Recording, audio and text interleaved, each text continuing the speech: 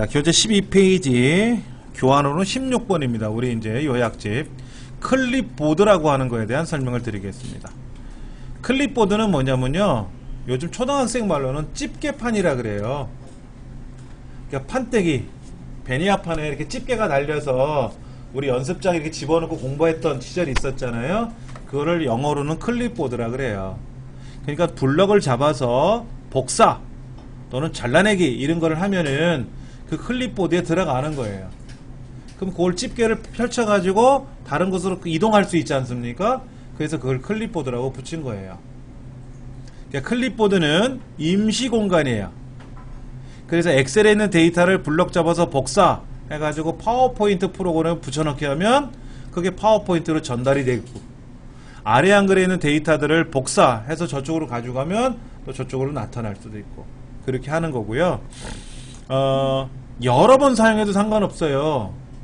그런데 아까는 엑셀에 있는 걸 복사해서 붙였어요. 이번엔 파워포인트 걸 복사해서 붙였으면 아까 했던 아래 한글 복사한 내용은 지워진다. 가장 최근 거 하나만 기억한다. 오로지 하나만. 그 다음에 이 클립보드는 주기억 장치 들어있어요. 우리가 전원을 켜서 윈도우가 작동이 되면은, 윈도우가 작동이 되고 나면은 그 모든 프로그램은 다 주기억 장치에 들어와서 사용하는 거거든요. 그래서 우리가 제가 지금 보여드리는 이 교환은 보조기억 장치에 있었죠. USB 메모리에. 그런데 얘를 더블 클릭해서 실행을 하면은 얘가 주기억 장치로 들어오는 거예요. 그래서 클립보드라는 걸 작업을 하게 되면은, 주기억 장치에 들어와요. 그래서 복사해서 붙이면 항상 빨리빨리 붙어버릴 수 있게끔. 그래서 전원을 껐다 켜게 되면은 주기억 장치는 소멸이 되죠. 그래서 내용은 다 지워진다는 거죠.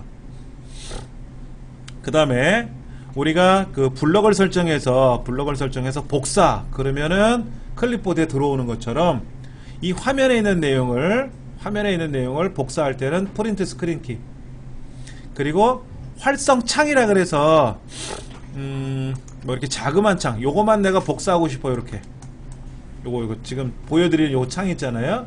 요거만 복사할 때는 Alt 키 누르고 프린트 스크린 키를 누르면은 그 활성창만 복사가 되고, 이런 것들이 있다라는 거.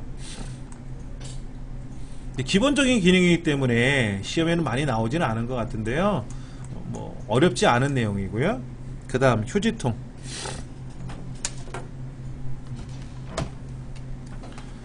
휴지통이라고 하는 것은 우리가 뭐를 삭제하면은 실제로 삭제가 되면 위험하죠. 그래서 임시 공간을 하나 만들어 두자 하는 거예요. 그래서 내가 어떤 거를 선택을 하고 삭제를 하거나 파일이나 폴더 마찬가지로 삭제하게 되면은 바로 삭제되지 않고 한 곳에 일단 머물렀다가 사용할 수 있게끔 하는 공간을 하나 만들자. 그게 휴지통이고, 내가 모르고 삭제한 것은 복원하면 돼요. 되돌릴 수가 있다라는 거죠. 그 다음에 기본적으로는 한 10% 범위 내에서 사용이 돼요. 기본적으로 자동으로. 그런데 내가 이거를 50%로 크게 늘릴 수도 있고 0%로 아예 없애버릴 수도 있어요. 휴지통 기능을. 그럼 휴지통을 내가 0%로 해놓으면 뭐예요? 휴지통 그림은 있지만 삭제 명령을 걸면 휴지통이 안 가고 바로 삭제가 되죠. 좀 위험할 수도 있고요. 그러나 휴지통은 보조기억 장치에 있는 거거든요. 예를 들어서 내 하드디스크가 100GB인데 휴지통을 10%로 설정하면 10GB가 휴지통이고 사용자는 90GB 밖에 못 쓰는 거예요. 그건 그 10GB가 아쉽지 않습니까? 그래서 휴지통을 없애기도 하는 거예요. 근데 휴지통을 만약에 50%를 쓰면 어떻게 될까요? 100이라는 우리 집 절반이 휴지통이 되는 거예요. 그럼 내가 불필요해서 삭제하면 다 옆에 있는 휴지통으로 가고, 필요하면 꺼내 놓을 수가 있으니까 편리성은 있는데 반은 못 쓰는 셈이니까 가감해서 쓰는 거죠. 가감해서. 그리고 디스크 드라이브가 2개가 있으면 휴지통도 2개를 만들 수가 있고, 그냥 안방 건너방 따로따로 휴지통 쓸 수도 있고, 거실에다가 크게 하나 공동 휴지통을 쓸 수도 있고, 그리고 안방 휴지통은 큰 거, 작은 방 휴지통은 작은 거. 그래서 C 드라이브는 용량을 뭐 10기가로 휴지통을 쓰고, D 드라이브는 휴지통을 20기가를 쓰고, 이렇게 가능도 하더라 하는 거죠. 그리고 아이콘이 좀 다르죠. 그렇죠. 예를 들어서 이 아이콘을 만약에 이렇게 휴지통에다 집어넣으면은 뭐가 쓰레기가 차 있는 것처럼 보이지 않습니까? 이 안에 몇 개가 차 있는지 몰라도 일단 뭐가 들어가면은 이렇게 휴지통을 이렇게 비워버리면 깨끗해졌으니까. 그렇죠. 아이콘이 서로 다르죠. 모양새가 서로 달리 구분할 수도 있다. 뭐 그런 내용이고요. 자, 그 다음 휴지통에는 삭제된 파일뿐만 아니라 삭제된 시간, 날짜, 또 얘가 어디에서 삭제가 됐는지도 저장이 돼요. 방금 전에 제가 바탕화면에 있는 아이콘 하나 삭제했지 않습니까? 그런데 내가 D 드라이브 어디에 있는 거를 삭제할 수도 있죠. 그래서 이 삭제한 거를 되돌리면, 복원을 한다 그러죠. 되돌리면은 원래 자리로 돌아가요. 알아서. 왜?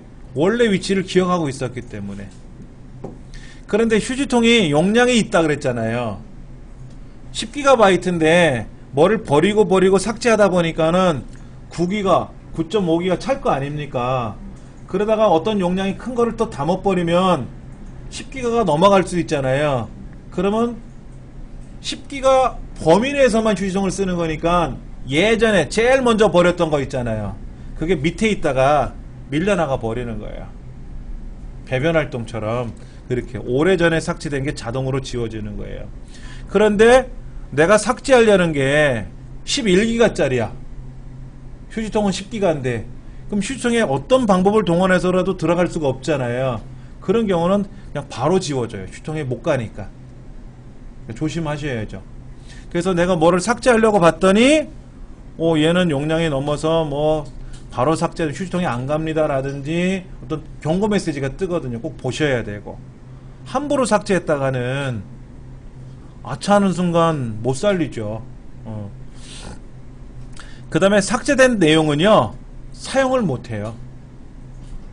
반드시 복원을 해야만이 사용이 되는 거지 절대로 휴지통 안에서는 작동이 안 된다라는 거.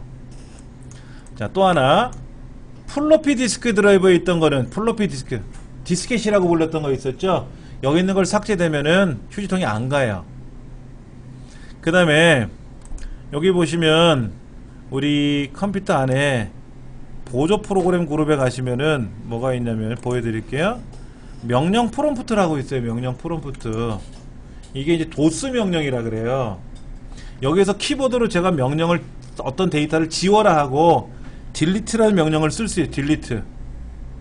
딜리트 다 지워라 하고 명령을 걸면은 그때 yes, Y 누르면 어떻게 돼요? 왕창 다 지워지는 거예요. 그러면 어떻게 된다? 이제 노해야 되겠죠. 큰일 나죠. 잘못하면. 그러면 휴지통에서 안 가요. 얘들은. 윈도우에서 삭제한 거는 휴지통에 가지만 도스 모드에서 삭제한 건 안 가요. 그 다음에 네트워크 드라이브는 남의 컴퓨터에 있는 거예요.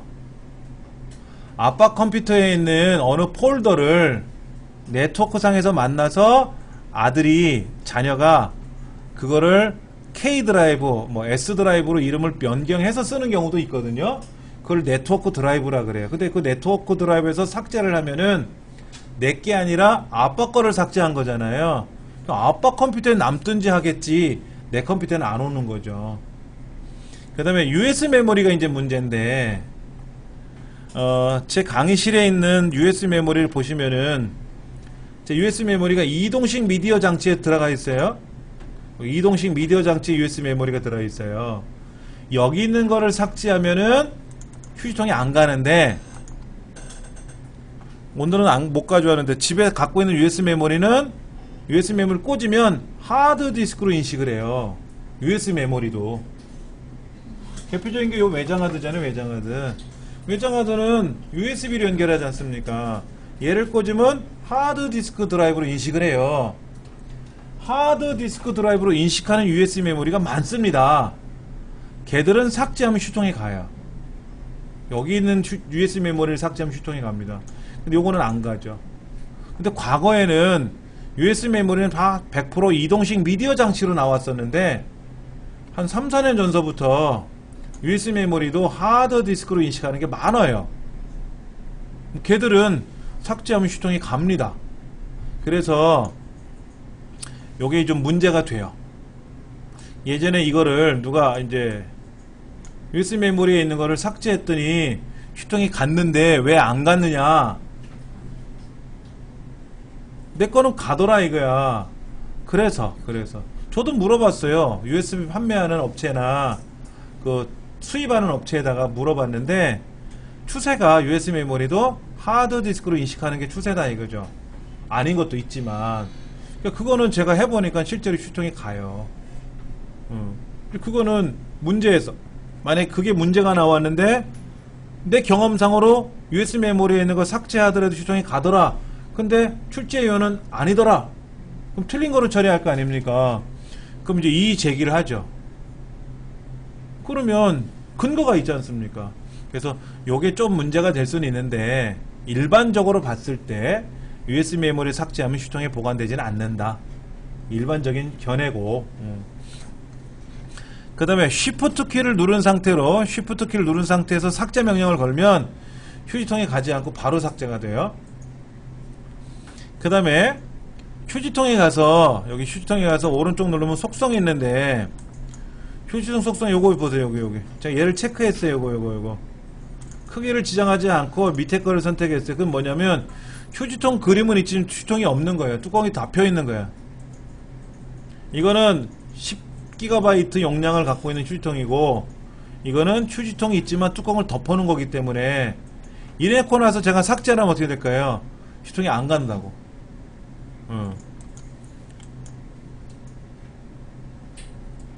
그 다음에 제가 뭐를 작성을 했어요. 근데 복사해서 붙였더니 기존에 뭐가 있대. 그래서 덮었을까요? 그래서 예 했어요. 그럼 이전 거는 지워졌잖아요. 새로운 게 붙은 거잖아요. 그럼 지워진 거는 어디 가느냐? 못 찾아요. 휴지통이 안 간다 이거야. 그러니까 이런 방법도 돼요. 이게 중요한 거야. 어떤 자료가 있는데 이게 남이 보면 안 돼. 그래서 얘를 휴지통에서 버렸어. 그리고 휴지통을 우리가 봉헌하는 방법이, 휴지통을 비우면은 휴지통을 없어지지 않습니까? 그런데 프로그램이 있어요. 되돌리게끔 하는 프로그램이. 그런 기계도 있어요. 그러니까는 하드디스크가 예를 들어서 뭐 불이 났다든지, 노트북이 이렇게 막 뛰어다니다가 노트북을 떨궜어요. 그럼 노트북이 고장날 거 아닙니까? 그래서 하드디스크를 열어봤더니 하드디스크가 인식이 안 될 수도 있거든요. 그럼 그걸 다 끄집어내는 기능이 있어요. 돈을 주면 해주거든요. 근데 망치로 완전히 부셔버렸다 그러면 못 꺼내겠지만, USB 메모리라든지 스마트폰이라든지 디카든지 그 사진을 찍었어. 근데 삭제했단 말이야. 그래도 남아있어요. 다 복원하면 다 나와요. 근데 윈도우에서는 복원이 안 될지 몰라도 그러한 전문 업체에 가져가면 다 꺼낼 수가 있어요. 1년 전에 2년 전에 삭제한 것도 다. 그러니까 이제 검찰이나 경찰에서는 그런 어떤 근거가 나와 있으면 다 조사하지 않습니까? 그런데 기존에 있는 자료를 똑같은 이름으로 덮어쓰기 해버리면은 그 자료는 못 꺼내요. 하나의 방법이 되겠고, 나쁜 일이라는 의미가 아니라, 예를 들어서 내가 어떤 이력서를 만들어서 보관해 뒀는데 난 이제 이력서가 필요 없어. 그렇다고 삭제해버리면 그 USB 메모리 안에 이력서가 없어진 것처럼 보이겠지만 있거든요. 이제 그럴 때는 이제 똑같은 이력서를 만든 거를 다른 이력서로, 아무것도 없는 이력서로 이름을 바꿔서 저장을 해버리면 엉뚱한 이름으로 다른 거로 저장이 됐잖아요. 그럼 뭐 내용은 사라지는 거예요. 그런 방법도 있거든요. 자, 그러면 휴지통에 보관되어 있는 데이터를 이제 없애는 방법. 이제는 휴지통 필요 없어. 그럼 우리 가정에서 어떻게 합니까? 휴지통에 있는 거를 들고 밖에 아파트 단지라든지 가면 밖에 쓰레기통이 있지 않습니까? 거기도 버리면 되잖아요. 그것처럼 휴지통을 비우게 하면 이제 그 내용이 사라지는 거죠. 예. 그 다음에 휴지통에 있는 거를 선택을 해서 뭐냐면 이런 거예요. 휴지통에 넣었잖아요. 이렇게요. 그럼 얘들이 보이지 않습니까? 그럼 얘들을 다시 삭제해 버리는 거예요. 삭제하면 이제 휴통에서 없어지는 거죠. 복원을 한번 되돌아가는 건데 여기서 삭제해버리면 휴통에서도 없어지는 거죠. 그러니까 일반적으로 삭제하면 휴통에 가고 휴통에 간 거를 삭제하면 사라지는 거고. 예. 자, 복원하는 방법은 뭐예요? 아까 파일에 가서 휴통에 있는 파일에 가서 오른쪽 버튼 눌러서 복원한다든지 하면은, 그 다음에 제가 여기 있는 아이콘을 하나 버렸단 말이에요. 들어갔죠. 그렇죠. 근데 얘가, 나는 얘를 복원하면 어떻게 돼요? 복원하면 이 창에 들어오겠죠. 여기서 삭제했으니까. 근데 내 컴퓨터를 하나 열어놓고 내 문서에다가 얘를 끌어다 놓으면 어떻게 돼요? 일로 들어왔죠? 일로 복원이 된 거예요. 다른 곳으로 복원할 때도 써도 돼요. 예. 휴통이 갔고요. 휴통을 오른쪽 눌러서 삭제 또는 휴통 비우기를 누르거나 그러면 어떻게 된다? 휴통이 완전히 깨끗해지는 거고요. 그 다음에 또 하나 뭐가 있냐면요,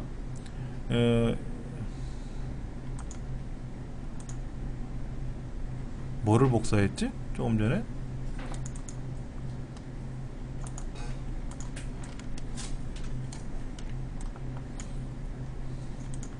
휴통에 버렸는데 얘를 잘라내기 하고 다른 곳에 갖다 놓고 여기다 붙여넣기 하면 어떻게 되겠죠? 일로 들어오겠죠. 자, 휴통에 버렸단 말이에요. 휴통에 버렸는데 얘를 복사라는 거는 없어요. 복사해서 붙이면 뭐예요? 휴지통에도 남고 다른 곳으로 가겠다는 뜻이지 않습니까? 휴지통만큼은 복사 기능이 없어요. 잘라내기 해서 붙여넣기 하면 뭐가 되는 거예요? 이동이잖아요. 휴지통에 있는 데이터가 다른 곳으로 이동은 가능하지만 복사는 안 된다. 복사는 안 된다. 예. 자, 그 다음에 잘라내기에서 붙여넣기는 가능해요. 예. 근데 복사로는 자체 기능이 없어요. 복사는 안 된다라는 거. 그 13페이지 꼭대기에 복원 방법들 제가 지금 여기 이렇게 교환으로 보여드리고 있는데, 처음 이런 것도 있었구나 라고 생각하실 수도 있고, 그런데 뭐 시험에 나오는 범위고, 그러니까 뭐 알고는 계셔야 되겠고. 예. 자, 그 다음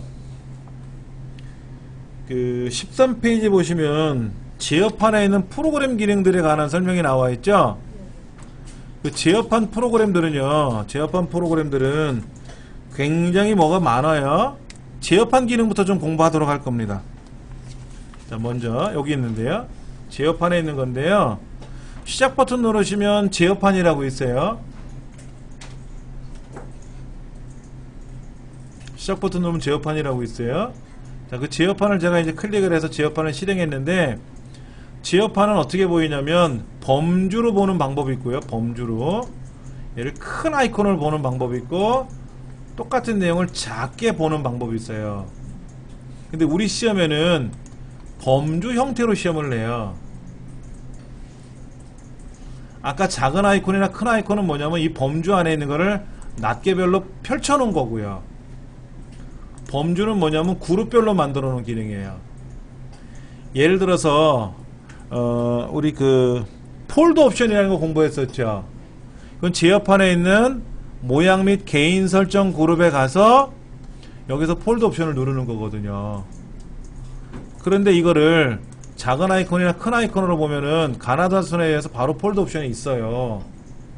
보시기에는 이게 수월한데 시험에는 범주로 보통 나오기 때문에 범주로 보시는 것도 좀 하셔야 되고요. 여기 보시면 시스템 및 보안에 관한 기능이 있어요. 시스템 및 보안이니까 뭐예요? 내 컴퓨터 전반적인 관리죠. 예. 그래서 뭐 관리 기능, 방화벽 기능, 내 컴퓨터는 어떤 성능을 갖고 있으며, 그다음 윈도우즈 업데이트, 백업, 뭐 전원에 관련된 거, 전원. 그 다음에 관리 기능, 뭐 이런 것들이 이 안에 들어있고요.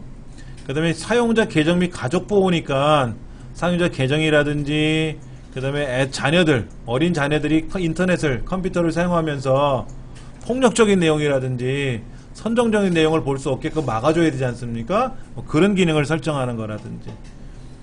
그 다음에 네트워크 및 인터넷은 통신에 관련된 기능들이고요. 그 다음에 모양 및 개인 설정은 아무래도 좀 꾸미는 기능들이 좀 있어요. 그런 것들 있는데 일단은 지금 책에 나와 있는 게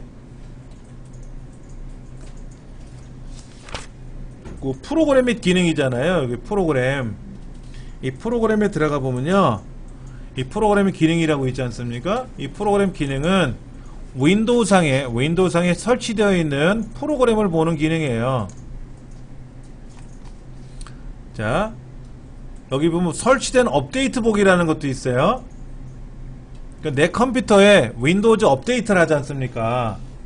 보안 업데이트도 있고 엑셀 업데이트도 있고 뭐 여러가지가 있는데, 그런 업데이트만을 보는 기능이고요. 예.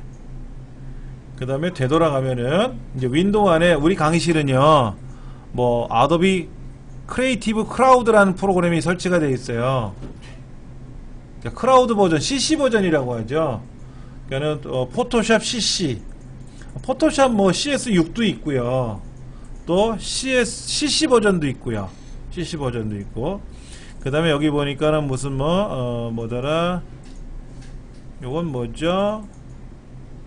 안철수 연구소에서 나와 있는 백신도 연결되어 있고요. 또 이제 마이크로소프트에서 만든 오피스 프로그램도, 엑셀 파워포인트도 있고요. 쭉 내려가면은 네로라 그래서 네로, CD, DVD 굽는다고 하죠. 우리 CD 굽는 프로그램도 들어있고요. 그 다음에 뭐 N프로텍트라 그래서 우리가 금융 업무 하잖아요. 인터넷 뱅킹 같은 거 할 때 그런 방화벽이라든지 외부로부터 키보드 해킹을 못하게끔 막아주는 기능이라든지 그런 것들이 또 들어있고요. 쭉쭉 내려가 보면 뭐 곰플레이어도 설치되어 있네요. 여기 곰플레이어로 동영상을 보나봐요. 그 다음에 뭐 네이버에 관련된 기능들도 들어있고요. 네이트온도 들어있는 네이트온. 그 다음에 카카오톡도 설치가 되어 있대요. 그리고 한글 컴퓨터에 있는 한글, 아래 한글 2007 뭐 이런 것도 깔려 설치가 되어 있고요. 이제 그런 것들을 보는 게 바로 프로그램 기능들이죠. 설명해 보면 뭐라고 되어 있나 한번 볼까요? 윈도우에 설치되는 각종 프로그램들이 들어있어서 불필요한 프로그램은 제거도 할 수 있고, 그 다음에 프로그램에 있는 기능을 변경할 수도 있고, 또 어떻게 하다 보니까는 프로그램이 깨질 수도 있거든요. 그럼 복구하는 기능도 있고요. 예. 이런 기능 저런 기능 들어있네요. 윈도우즈 기능도 있어요. 윈도우즈 안에는요 기능이 굉장히 많아요. 보세요. 제가 윈도우 기능을 들어가서 봤는데,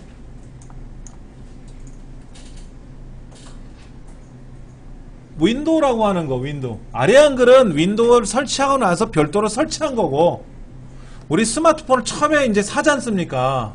대리점에서 받으면 아무것도 설치되어 있지 않은 기본 앱만 깔려 있죠. 전화 걸기, 문자 보내고 받고 하는 이런 거 있지 않습니까? 그것이 윈도우예요. 여기서 말하는. 이제 거기다가 우리가 카톡도 깔고 밴드도 깔고 한 거죠. 그게 요 뒤에 있는 이 프로그램 설치된 목록 보이는 거고. 그럼 자체 기능에는 인터넷 익스플로러, 인터넷 웹브라우저 기능도 있고, 가젯 기능도 여기다 체크를 해놨네요. 가젯을 빼면 뭐예요? 가젯 안 나와요. 그 다음에 밑에 보시면 뭐 게임도 있어요. 여기 보면 시작 누르면 안에 게임이라는 폴더도 있거든요. 게임. 제가 이 게임에 한동안 미쳐가지고요. 여러분 여기 있는 게임 해보셨어요? 카드놀이. 어떤 사람이 카드놀이를 포카라고 하는데 포카가 아니라 트럼프라고 하는 거죠. 우리는 화투를 쓰지만 이 사람들은 트럼프라는 거를 쓰지 않습니까? 이게 솔리테르라는 미국의 가장 대표적인 트럼프 게임이에요. 도박이 아니라 이거는 가족들이 하는 거예요. 우리나라도 화투 가지고 뭐 운수뛰기라든지 이런 거 있지 않습니까? 가족들이 할 수 있는 그런 것들이에요. 근데 이거를 왜 만들어 놨느냐?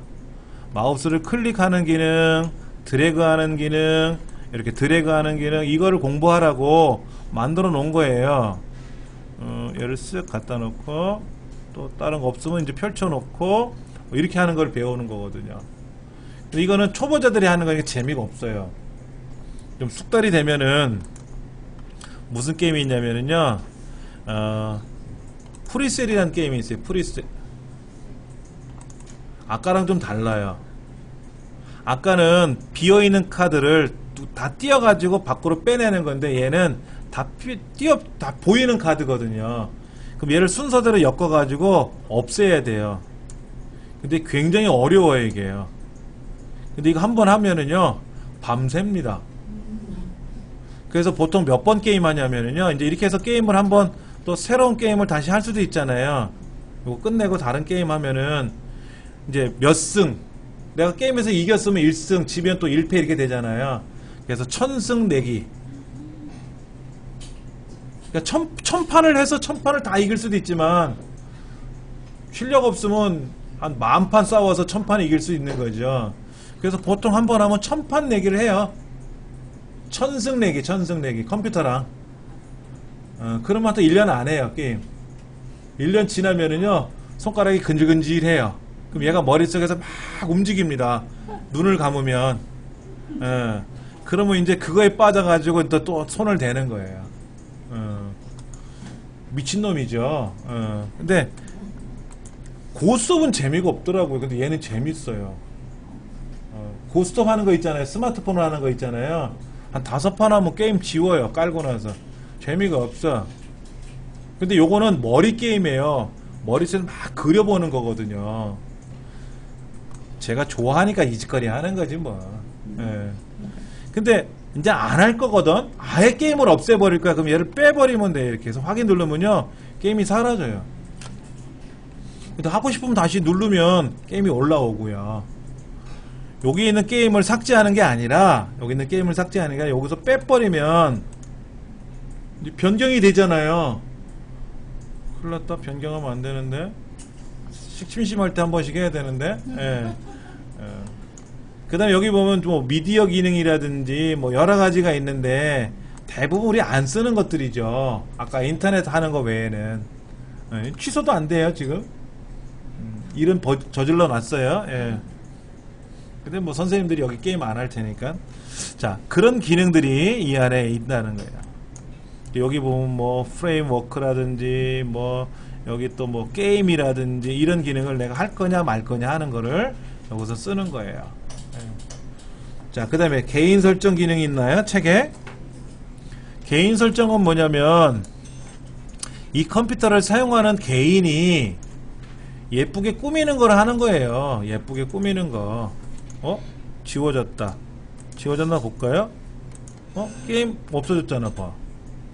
얘는 있는데 게임이 쫙 사라졌잖아요. 그러면 다시 가서 들어가면 안 나오는데? 여기 쭉 들어가면 게임이 있죠. 그렇죠. 이렇게 많은 게임들을 다시 하면 다시 이제 쭉 윈도우 상에서 들어오겠죠. 아까 가보면 있겠지 뭐.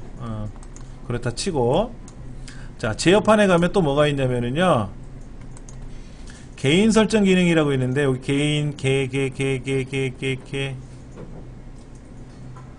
개인 설정이 어딨지? 이렇게 찾으면 어렵더라고. 그냥 바탕화면에 가서 오른쪽 누르면 개인 설정이 있는데, 개인 설정이라고 있죠. 이렇게 개인 설정에 들어가면은 여기에 이제 테마 바꾸는 거죠. 테마. 예전에 가면 뭐 화면 보기 바꾸고 화면 보기 이제 바탕화면 그림 바꾸고 하는 그런 거예요. 개인 설정이. 예전에 윈도우 XP에서는 디스플레이 등록 정보, 바탕화면 등록 정보라고 했었는데 윈도우 7로 가면서 개인 설정이라고 바꿔놨어요. 그래서 나는 바탕화면 그림을 바꿀 거야. 나는 다른 그림으로 바꿀 거야. 우리 가족 사진으로 바꿀 거야. 뭐 이런 거. 그런데 보통 어떻게 하냐면 그냥 여기 있는 테마로 바꾸죠. 테마로 바꾸면 이렇게 바뀌어요. 예. 스마트폰에도 이런 거 있잖아요. 스마트폰 배경 그림 바꿀 때 뭐 여러 가지 기능이 있지 않습니까? 그렇죠. 여러분은 스마트폰 배경 그림을 어떤 거 쓰세요? 제 스마트폰 배경 그림 보실래요? 전화가 와 있었나 봐. 자, 보세요. 이정민 원장이라고 되어 있죠. 배경 그림이, 왜냐면 제 거를 누군가 열어보면 이정민이라고 딱 뜨게끔 해놓은 거예요. 특별한 거는 없어요. 그래서 그냥 단순해요. 이렇게 제 연락처 거기 들어가 있고요. 왜냐면 패스워드 걸어놓으면 못 열잖아요. 주인은 찾아줘야 되잖아. 근데 이게 새 제품이 아니기 때문에 안 가져가. 그럼 이거를 습득을 하면 저한테 연락을 해주면 제가 고맙다고 살해하겠죠. 그게 낫지. 이게 신제품 같으면 속된 말로 이렇게 쑥 집어갈 수도 있지만 제 거는 오래된 제품이라 눈독을 안 들이거든요. 그래서 이렇게 제 이름도 넣어놓고, 이거는 뭐 어떻게 했냐면 그림판에서 검정색으로 칠해버리고 흰색 글자로 쓴 거예요. 제 이름하고 연락처를 여기다. 그래서 배경 그림 바꾸는 명령에 의해서 바꿔치기 한 거예요. 그러면 뭐 별거는 아닌데 저렇게 해서 해놓으면 거기에 이제 보면은 뭐 우리 연세 드신 여성분들은 손주 사진들 올려놓고 막 그렇잖아요. 예. 저는 뭐 손주가 없을 뿐더러 안 해놨습니다. 새끼 사진들도 안 올려놨고 오로지 저는 저만 씁니다. 애들 필요 없어요. 제가 최고지. 자, 그렇게 해서 여기 있는 거를 이제 바꿀 수가 있고, 그 다음에 소리는 뭐예요? 효과음이죠. 효과음. 컴퓨터를 켰을 때 나는 소리, 뭐 오류가 발생할 때 소리, 컴퓨터를 종료했을 때 나는 소리, 이런 소리들을 출력하게끔 하는 기능도 있고, 그런 것들이 바로 뭐다? 개인 설정 기능이에요. 어려운 것들은 아니죠. 다시 들어가 볼까요? 예, 테마 바꾸는 것도 있고요. 테마. 근데 바탕화면 배경 그림 바꾸는 거 있는데, GIF, BMP, JPG, PNG 같은 그림으로 놔야지. MP3로 바꿀 수는 없잖아, 배경 그림을. MP3는 소리니까. 동영상으로 바꿀 수도 없고요. 예. 그 다음에 배경 그림을 하나로 지정할 수도 있지만 사진을 여러 장으로 연결할 수 있어요. 그러면 시간에 따라서 바탕화면이 막 바뀌어. 사진이 10장을 지정해 놓으면. 예. 그 다음에 창색은 뭐냐면 이거예요. 이 테두리 색깔 있죠. 이 테두리 색깔이라든지, 그 다음에 시장 메뉴 색깔이라든지, 작업 표시 색깔이라든지, 그런 색깔들 바꿀 수 있고, 소리, 짠짜라짠 하는 소리, 이런 것들도 바꿀 수가 있고. 화면 보기 뭔지 아시죠? 화면 보기. 일정 시간 동안 사용을 하지 않으면 화면이 움직이는 거잖아요. 그건 왜냐면 그 브라운관 모니터 있지 않습니까? 브라운관 모니터 CRT라고 하죠. CRT. 브라운관 모니터가 이렇게 생겼죠. 이렇게 둥그렇게 되었고 이렇게 돼 있어요. 그래서 이거를 이제 이렇게 크게 하고 여기다 이제 받침대를 달아놨지 않습니까? 이렇게. 이게 TV 화면인데 여기에 전자총이 있어요. 전자총.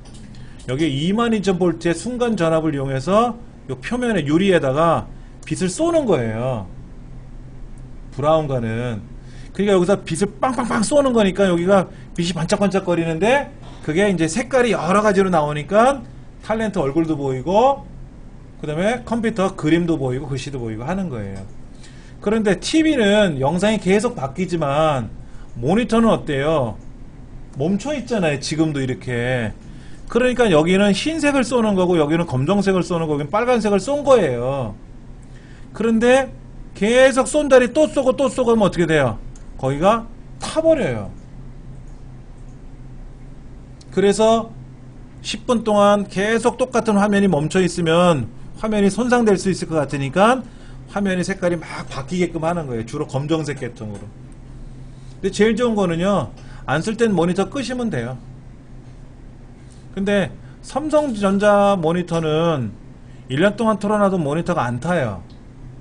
튼튼하게 잘 만들어놔서. 근데 과거에 그 중소기업 제품들은 한 3일 틀어놓으니까 3일 틀어놨거든요. 그러니까 화면이 타더라고요. 앞에가. 거기 글자가 안 나와요. 그래서 화면 보기라는 걸 만들어 놨는데 지금은 다 LCD고 LED고 그렇잖아요. 얘들은 화면 안 타요. 만년을 틀어놔도 안 타요. 화면 보기 의미가 없어요. 우리 강의실에 있는 컴퓨터나 여러분 대개 저희 집에 있는 모니터들은 화면 보기에 영향을 받지 않아요. 의미가 없는 거예요. 그래서 그냥 화면 보기는 전원 관리 창에 들어가서 뭐 일정 시간 사용하지 않은 화면이 꺼져라 이렇게 하는 게 편하지 뭐가 막 움직이게 하는 것보다는. 그리고 일정 시간 안 쓰면 모니터 끄고 나오시면 되지. 본체는요, 내가 막 엑셀을 사용하고 파워포인트로 뭐 포토샵으로 작업하다가 밥 먹어라 그러면 컴퓨터 시스템 종료하고 나오지는 않잖아요. 뭐 하던 일이 있었으니까. 그럴 때는 그냥 모니터를 끄고 나오시면 돼요. 아니면 더 좋은 방법은 시스템 종료하지 마시고 절전을 해 놓으시는 거예요. 절전. 절전이란 기능으로 바꿔놓으면은 모니터도 차단되지만 본체 전원도 차단이 돼요. 일반적으로. 그래서 식사하시고 다시 작업을 하실 때 파워를 다시 누르면 아까 상태로 다시 시작하는 거예요. 파워포인트 다시 실행해서 파일 열지 말고 작업하던 거 그대로. 그 다음에 노트북은 뚜껑을 덮으면 절전이 되고요. 자동으로. 뚜껑을 열면 아까 하던 절전에서 빠져나오는 거니까 편하죠. 예를 들어 여기서 막 작업을 하다가 집에 가서 할 일이 생겼어요. 그럼 막 포토샵 종료하고 시스템 종료해서 껐다가 집에 가서 다시 켜가지고 포토샵 실행해서 뭐 엑셀 실행해서 파일 불러오려면 시간 걸리잖아요. 그러니까 뚜껑을 덮어놓고 가져가시면 돼요. 그래서 댁에 가서 뚜껑을 열면은 아까 하던 화면 그대로 다시 열리는 거니까. 이때 배터리 전력도 아주 조금만 사용돼요. 오랫동안 사용할 수 있어요. 예. 그렇게 쓰시면 좋아요.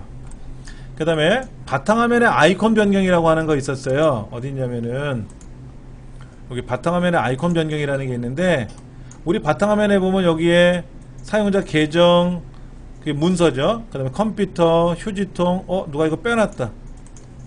제어판하고 네트워크를 제가 넣으면 여기 제어판하고 네트워크 들어가죠. 이게 들어가 있어야 편해요. 바탕화면에 아이콘 변경이라 그래서. 그 다음에 나는 휴지통의 아이콘을 바꾸고 싶어. 이런 거로 바꾸고 싶어. 그러면 어떻게 돼요? 휴지통의 아이콘이 보세요. 바뀌었죠? 휴지통이요. 휴지통의 아이콘이 바뀌었잖아요. 이렇게 바뀌었단 말이야. 그 다음에 컴퓨터 아이콘을 바꾸고 싶어요. 뭐로? 이렇게 바꾸고 싶어. 요거 컴퓨터 어디 갔냐? 요거죠. 컴퓨터 요거요. 자, 그러면 컴퓨터 아이콘이 바뀌었죠? 이걸 또 설명해 놓으면 다 바꿔놓고 가. 그럼 다음 시간에 오는 사람이 선생님 컴퓨터 이상해요 그래. 그럼 요거 눌러놓고 복원 그럼 원래대로 돌아오죠. 원래대로 아이콘이 돌아오는데, 아는 사람은 알지만 모르는 사람은 막 그렇지 막 정신없죠. 그런 기능들을 여기서 하는 겁니다. 그 다음에 계정 사진이 있는데 시작 버튼 누르면 나오는 요거 있죠. 여기 얘를 바꾸는 거예요. 저희 집 컴퓨터는 당연히 제 얼굴이죠. 당연히 제 거니까 제 얼굴이 나와야죠. 기타 사진에 들어가서 여기 보면 제 사진이 있거든요. 여기 제 사진이 있어요. 사진이 있는데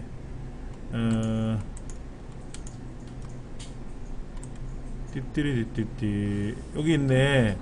여기 사진 있잖아요. 그렇죠? 이거는 20년이 넘은 사진인데 이건 사기고, 이걸 올려놓으면 사기지. 옛날 사진인데 요거 올려놓으면 되지. 디지털 사당 아이콘 딱 올려놓으면은 아이콘이 이렇게 변경됐잖아요. 그럼 여기가 이렇게 변경된단 말이야. 그럼 여러분은 여러분 노트북이라면 여러분도 아이콘으로 바꿔놓으면 되잖아요. 이름 사진으로. 그렇죠? 그럼 좋지. 뭐라고 할 사람이니까 뭐 있으면 있으라 그러지 뭐. 예.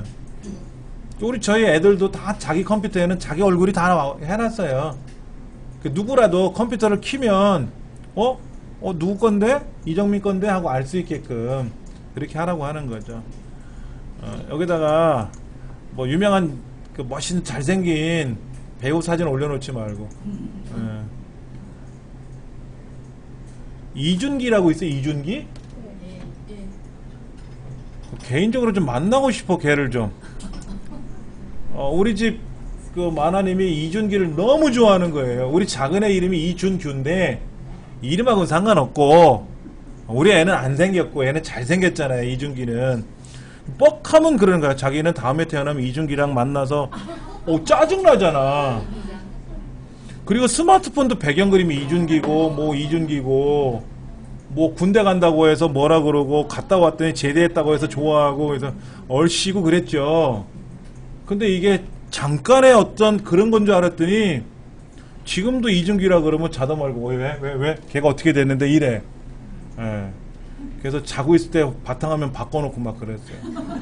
약 올라가지고. 제가 이준기처럼 안 생겼고 몸매가 시원찮으니까 이준기 좋아하겠지. 제가 이준기보다 몸매가 좋으면 이준기 안 좋아하겠지. 그럼 제가 이제 또 딴 사람 좋아하려나요? 예, 모르겠어요. 자, 그런 기능이 있다더라 하는 거예요. 예, 기능이 많아요. 자, 마우스 포인터도 바꿀 수가 있고요. 마우스 포인터는 요거죠. 손가락 모양이나 화살표 모양 이런 걸 바꿀 수가 있고, 예, 이런 것들이 있다더라. 그 다음 디스플레이. 디스플레이는 바탕화면에 글자 이런 거. 여기 보면 글자가 있잖아요. 이런 글자를 좀 크게 하고 싶은데 제가 컨트롤 키로 이렇게 휠을 굴리면 컨트롤 키랑 휠을 마우스 가운데 휠이 있잖아요. 굴리면 아이콘은 커지는데요. 글자는 안 커지거든요. 이거는 여기도 돼요.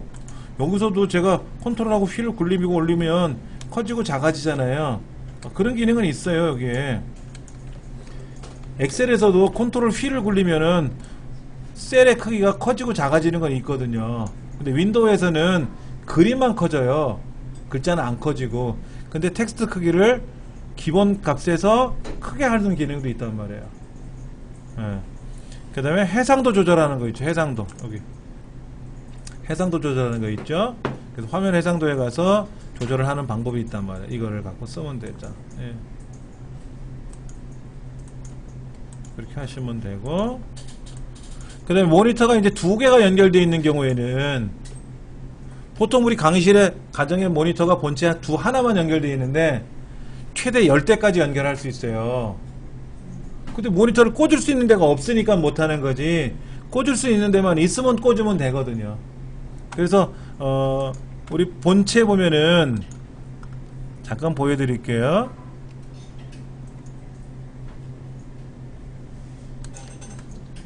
요 뒤에 있잖아요. 요거 여기 모니터 단자예요. 이렇게 요거는 기본 단자였고요. 그래픽 카드라는 걸 별도로 사서 꽂으면 이렇게 연결이 되는데, 이게 어떻게 연결이 되는가 보면 샘플 하나 보여드릴게요. 자, 모니터 3개잖아요. 모니터가 3개인데 이 그래픽 카드라 그래요. 그래픽 카드에 꽂는 데가 이건 하나, 둘, 셋, 4군데가 있어요. 그래서 요즘 판매되는 그래픽 카드는 4군데가 있는데 4개를 다 지원하기도 하고, 제 거 같은 경우에도 모니터 꽂는 데가 4개가 있어요. 제 그래픽 카드가. 거기다가 3개를 꽂으면 인식이 되고요. 또 어떤 거는 모니터 꽂는 데가 6개짜리도 있고, 금액은 비싼 거는 뭐 700만원씩도 가고, 그래픽 카드 하나가. 그러면 모니터를 이렇게 3개죠. 3개 지금요. 3개가 연결되어 있는 거예요. 3개가 이렇게 모니터가 1, 2, 3번으로 되어 있는 거예요. 그러면 게임할 때 좋아요. 우리가 일반적으로 게임하면 요 2번 화면 정도, 요 화면 하나로 게임하는 거잖아요. 근데 화면을 3개를 쓰면요, 1번과 3번 좌우에 배경이 다 있거든. 그러니까 적이 어디 있는지. 그래서 게임 좋아하는 사람은 화면을 큰 거를 쓰는 거고 그래픽카드 좋은 거를 쓰는 거예요. 그러니까 안 좋아해 본 사람은 몰라. 근데 저야 뭐 아까 그 트럼프 게임이니까 뭐 이거는 컴퓨터가 고장만 안 되면 다 나오는 게임이고, 근데 이런 그래픽카드를 쓰는 이유는 멋있는 게임 때문에 그런 거지. 멋있는 게임. 그 다음에 우리 대개 그 설치되어 있는 가정에 있는 디지털 TV 있잖아요. 그런 TV도 여기다 4개씩 연결할 수 있단 말이에요. TV가 없어서 못하지, 있으면 막 연결하면 뭐 굉장하죠. 그래서 거기다가 이제 홈시어터 연결되어 있으면 뭐 게임할 때 어떨까요? 여러분들 50인치로 고스톱 쳐보세요. 근데 홈시어터에서 짝짝 소리가 나. 효과음도 막 앞뒤로 막 돌려가면서 낯서 뭐 이런 거, 홍단 뭐 이런 거. 그러면 재미있다고 솔직히. 그러니까는 그런 게임을 좋아하는 사람들은 그걸 생각하는 거고, 모르는 사람들은 뭐 몰라도 살았으니까 상관없는 거고. 자, 그런 것들을 지정. PC에 있는 거를 갖다가 PC에 있는 영화를 갖다가 TV 네. 모니터로 온라인으로만 거기를 자, 보여드릴게요. 말 나온 김에 보여드려야지 뭐. 제가 별의별 걸 다 갖고 다니는데, 여러분 댁에 보시면은 TV가 있잖아요. TV.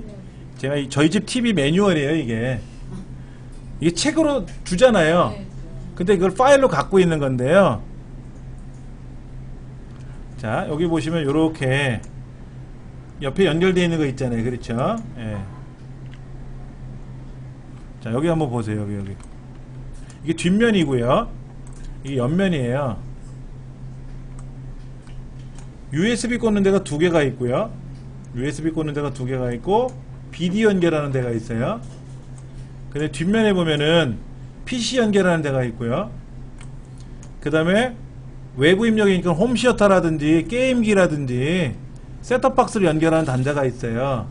요즘은 안테나 연결하지 않지 않습니까? 셋톱박스를 연결하잖아요. 그 다음에 이건 출력이에요. 출력. 홈시어터로 내보내는 출력 단자예요. 그러니까 TV로 들어오는 영상이나 신호를 그 중에 오디오만 홈시어터로 빼내면 되는 거죠. 여기가 PC 연결하는, 그러니까 모니터를, 그러니까는 본체에서 연결되는 모니터를 TV랑 꽂으면 TV가 모니터가 되는 겁니다. 그러면 노트북이나 본체를 TV 옆으로 가져가셔서 케이블 있잖아요. 케이블을 꽂으면 되죠. 모니터에도 케이블 분리가 되고, 그러면 이제 본체를 모니터로 연결해서 리모컨으로 외부 입력 띡띡띡 누르면 뭐 있지 않습니까? HDMI 1번, 뭐 2번, 3번 이렇게 연결하듯이. 그러면 TV에 뜨는 거죠. 그럼 얘가 해상도가 1920이에요. 1920 잘 모르시겠죠? 우리 모니터가 1280이에요. 1280인데 1920이면 큰 거예요. 그러면 그렇게 해놓고 컴퓨터로 인터넷을 들어가서 뭐 고스톱을 뭐 이거 게임하는 데 들어가서 해도 되고, 아니면은 영화를 플레이를 누르면 영상은 이제 TV에 뜨는데 소리가 그때 스피커 라인 꽂는 데 있지 않습니까? 본체 뒤에 보면 스피커 꽂는 데 있잖아요. 그 스피커 선을 요 음성 여기다 꽂는 거예요. 여기다. 근데 보통 우리가 연결하는 케이블 말고 둘 다 삐져나온 핀이 있어요. 오디오 확장 케이블 보면은 양쪽에 삐져나온 거, 그 이어폰 잭 양쪽에 서로 돼 있는 거. 그래서 하나는 본체에다 꽂고 하나는 여기 TV에다 꽂으면 TV에 있는 스피커로 소리가 나와요.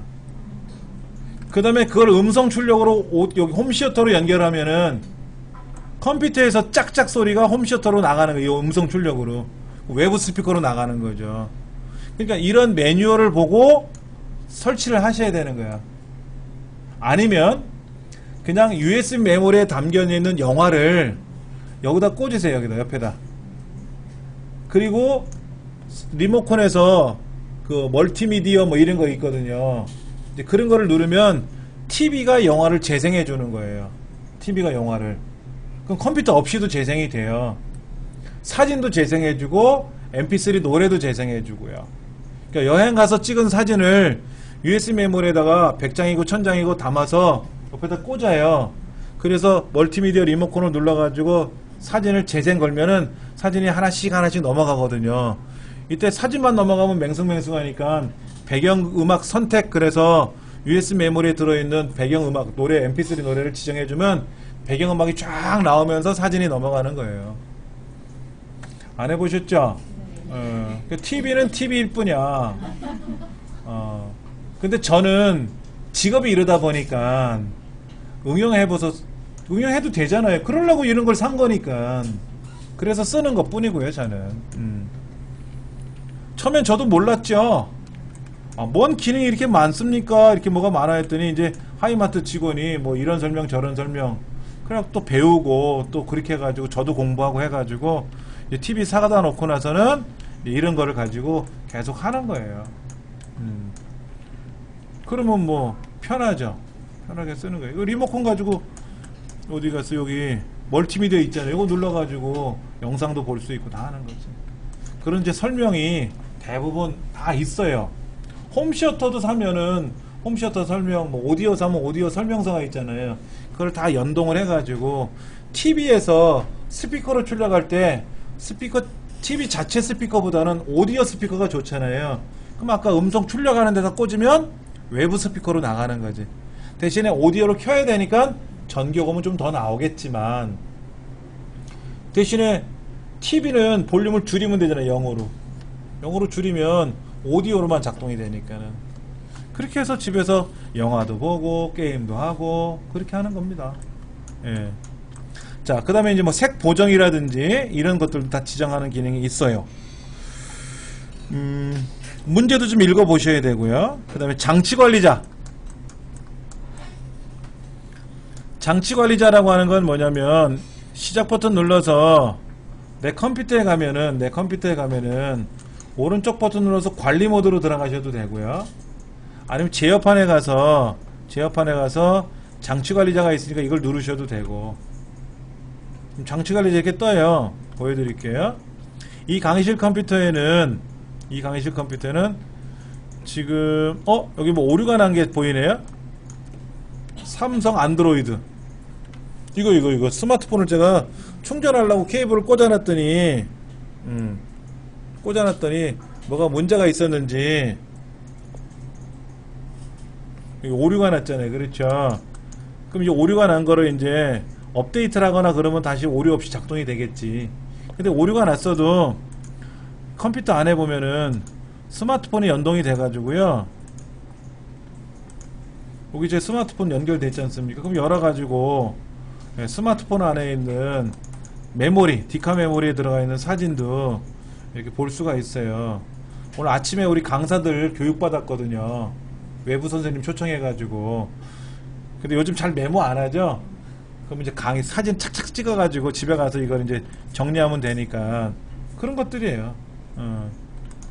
그 다음에 이제 뭐 가족 사진 따로 보관해 둔 거 있고요. 제가 예전에 찍었던 사진도 있고 뭐 여러가지 이런 것들 따로따로. 아까 여기 있네. 여기 제 배경 그림. 이게 배경 그림이에요. 요만하게 생긴 거예요.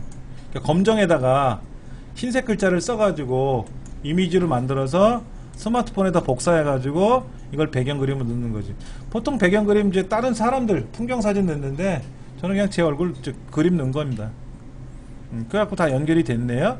자, 그 다음에 여기 보면 DVD 장치, 뭐 네트워크 연결하는 장치, 뭐 모니터 연결하는 장치, 그 다음에 뭐 여기 이게 그래픽 카드예요. 디스플레이 어댑터.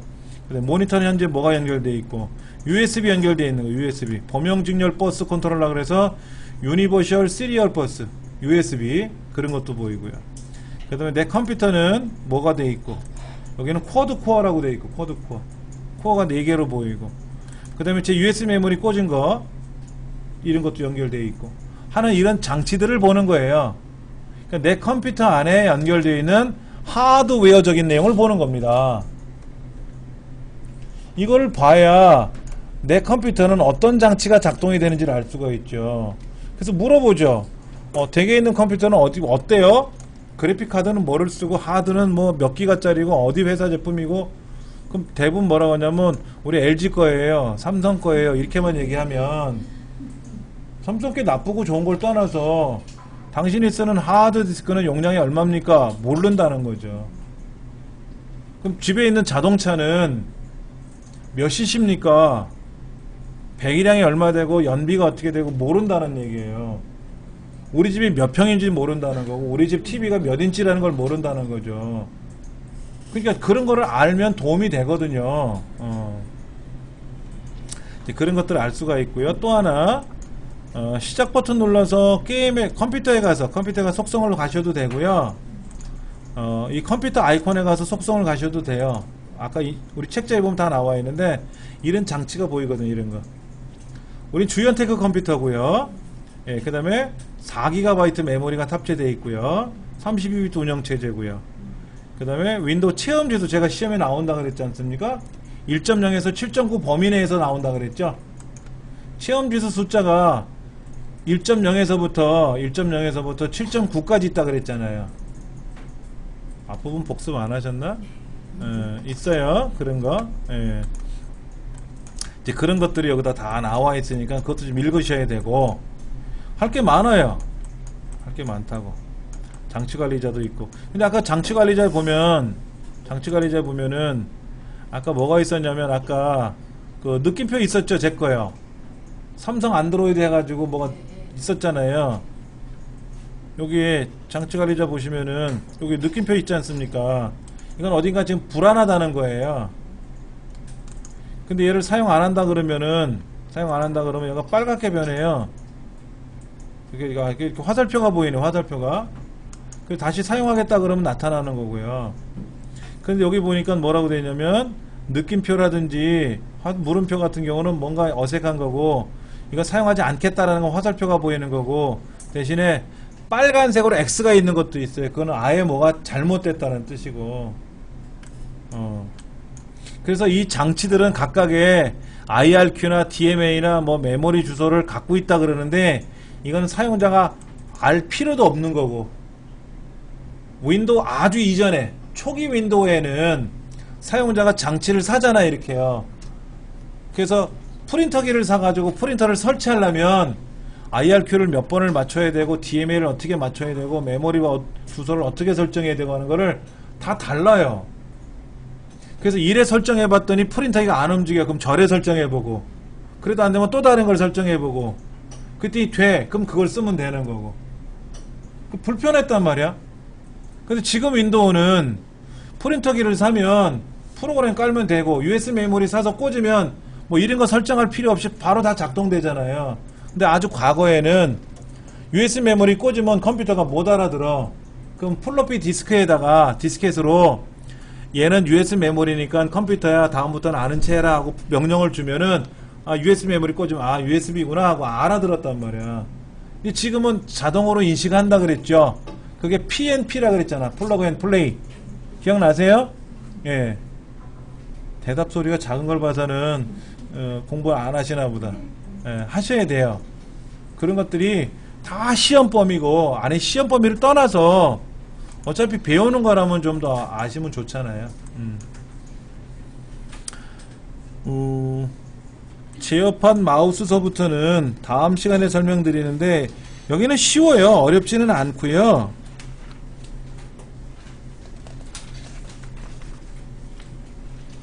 지금 잠깐만요. 우리 책으로 보면은 어디까지 했냐면은, 지금 장치관리자 설명했고요. 마우스가 아니라 지금 딴 데를 가야 되는데, 이 디스플레이가 없는, 접근성에 들어가서 할 거예요. 다음 시간에 접근성 22번. 예, 거기 있는 것도 좀 쭉 읽어보셔야 되고요. 그 다음에 접근성도요, 다 일일이 하나하나 설명하려면 밤새도록 해도 못해요. 그래서 기본적인 것만 설명드릴 거니까는 여러분이 좀 실습도 해보시고. 근데 접근성에 있는 거는 굳이 실습을 안 해도 돼요. 이거는 장애인을 위한 기능이거든요. 근데 이 접근성 기능을 설정해버리면 우리 같은 비장애인들은 더 불편해요. 장애인을 위한 기능인데 아닌 사람한테는 불편하죠, 당연히. 예. 그러니까 이거는 그냥 그런 게 있다라는 것만 이해하시면 좋을 것 같아요. 약간 쉬는 시간 갖고 나서 이어서 할게요.